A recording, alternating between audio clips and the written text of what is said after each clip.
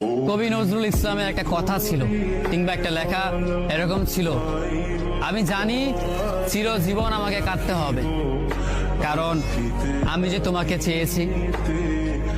আসলেই আমি যে তাকে চেয়েছি এই জন্য আমাকে সারা জীবন কাটতে হবে, কারণ আমি তাকে কোনোদিন পাবো না, আর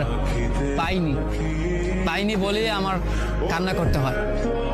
তাকে আমি প্রচন্ড ভালোবাসি বলেই আমার কান্নাটা আসে, তাকে আমি আমার করে পাইনি বলেই আমার কষ্টটা হয়। কবি নজরুল ইসলামের লেখাটা খুব দারুণ ছিল। আসলেই তাকে পাইনি বলে আমাকে সারা জীবন কান্না করতে হবে।